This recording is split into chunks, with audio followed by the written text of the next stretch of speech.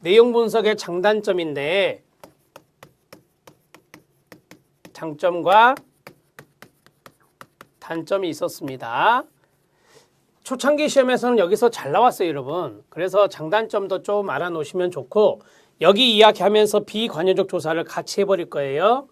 자, 장점에 안정성,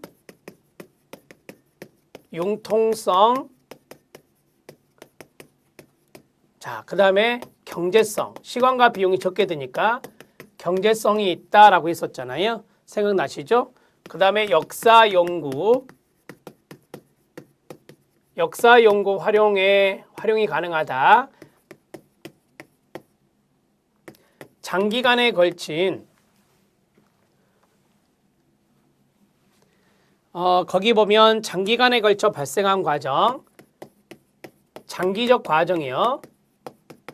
과정의 역사를 연구할 수 있다라고 하는 측면입니다. 자, 그리고 비관여적 조사라고 했어요. 비관여적 조사. 자, 이게 이제 시험에 별도로 잘 출제가 됐다라고 말씀드렸죠. 비관여적 조사는 연구자와 연구 대상의 분리입니다. 대상의 분리. 그래서 상호작용은 나타나지 않는 것이다 라고 했죠. 그래서 좋은 거예요. 이 비관여적 조사의 대표적인 사례들이 내용 분석이고요. 그 다음에 2차 자료 분석, 그 다음에 누적 측정. 자, 누적 측정은 중요한 단어가 남아있는 양이라고 그랬잖아요. 남아있는 양을 측정하는 것을 누적 측정이라고 한다고 했고, 그 다음 우리 시험에 나온 게 마모 측정이다라고 했죠. 마모 측정이 시험에 출제된 바 있다. 이 마모 측정은 마모된 흔적을 보는 거예요. 마모된 흔적. 여기서 흔적이라는 단어가 중요하겠죠, 여러분. 자, 그것을 보고 이제 측정하는 것입니다. 자, 이런 것들이 이제 사례가 된다. 이렇게 보시면 되겠고요. 자, 단점이 있었습니다. 단점의 첫 번째는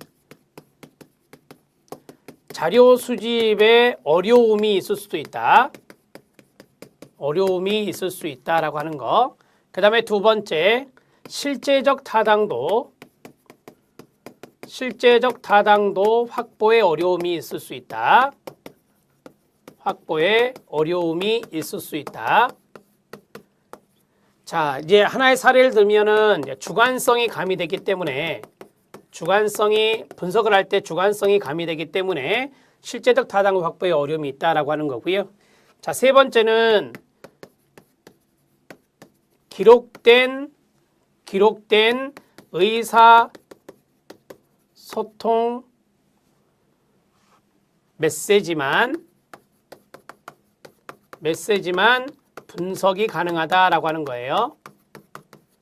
쉽게 말하면 기록되어 있지 않은 것은 분석하기 어렵다는 거죠. 그래서 기록된 의사소통 메시지만 분석이 가능하다. 그게 이제 단점에 들어가 있습니다.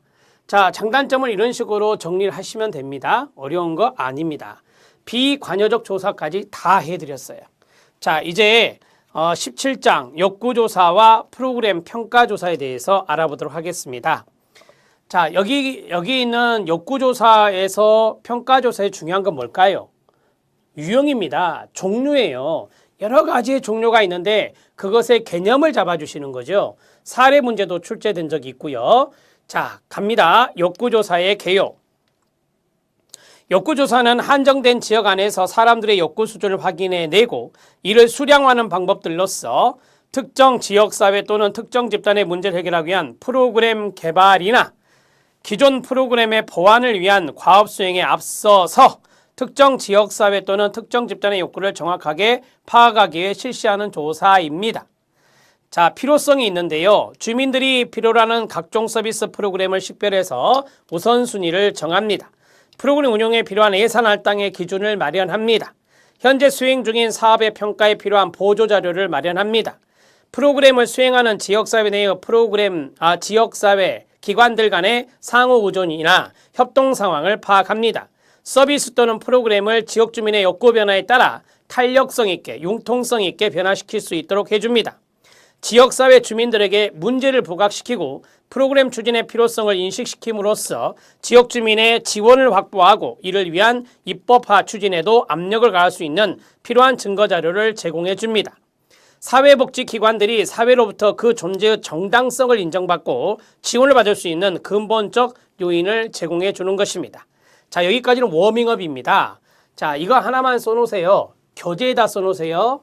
자, 욕구조사를 한다. 자, 그리고 나서 프로그램을 뭐 하겠어요? 개발하죠.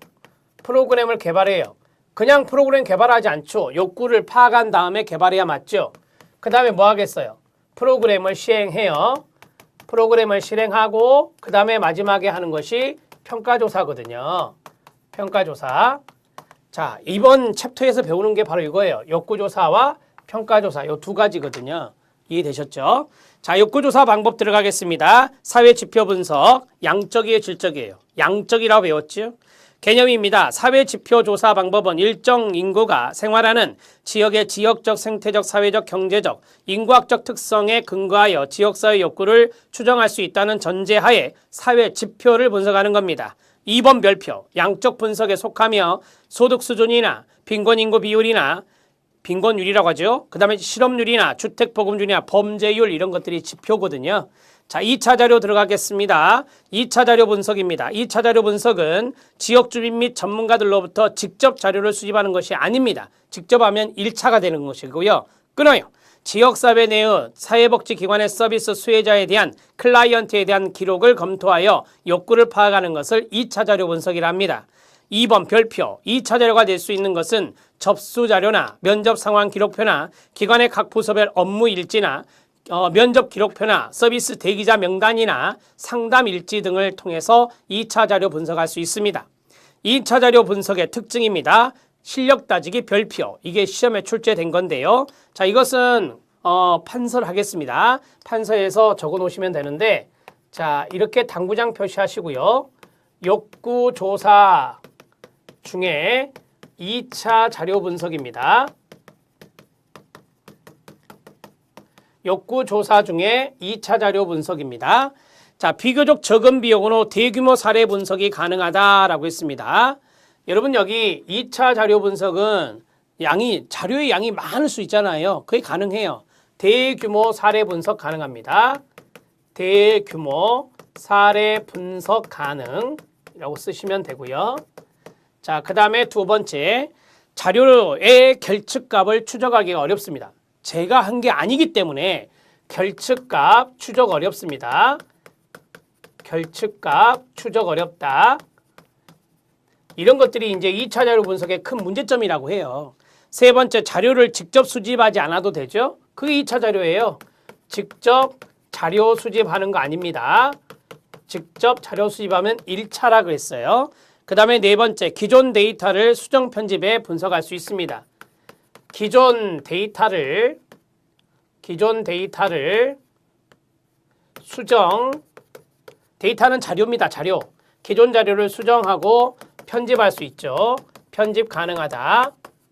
자, 통계청에 가면 많은 자료가 있죠. 네, 그 자료를 우리가 필요한 부분을 필요 없는 부분은 없애버리고 필요한 부분만 빼서 쓸 수 있잖아요. 정부나 연구소 등의 통계 자료, 정부 등의 통계 자료를 활용하는 것. 2차 자료입니다. 통계 자료 활용. 이런 것들이 바로 2차 자료 분석에서 출제가 되었습니다. 잘 알아놓으시고요. 여기는 여러분들이 노트해 놓으셔야 돼요.